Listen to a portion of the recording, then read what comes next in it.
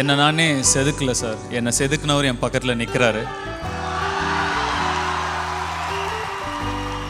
ஆக்சுவலாக சார் காதல் கொண்டேன் அப்போது ஒரு காட்சி நடிக்கணும். ரொம்ப நேரம் ஆச்சு, எனக்கு நடிக்கவே வரல. ஒரு 5 டேக் 6 டேக் 7 டேக் போயிட்டே இருந்தது. செல்வா சார் ரொம்ப ஸ்பெசிஃபிக்காக கேட்பார் எப்படி நடிக்கணும் ஒரு காட்சியான்னு. அதாவது டக்குன்னு என்னை கூப்பிடுவார், என்ன பண்ண நீ அப்படின்னுவார். சார் நீங்கள் சொன்னது தான் பண்ணேன் அப்படின்னு. நான் 4 வாட்டி தான் கண்ணு சிமிட்ட சொன்னேன், நீ 6 வாட்டி கண்ணை சிமிட்டிருக்க அப்படின்வார். 2 வாட்டி எக்ஸ்ட்ரா கண்ணு சிமிட்டினதை கணக்கு சொல்லிலாம் கேட்பார். அவ்வளோ தூரம் அவ்வளோ அக்யூரேட்டாக அவர் சொல்கிறத நடித்து காட்டணும்.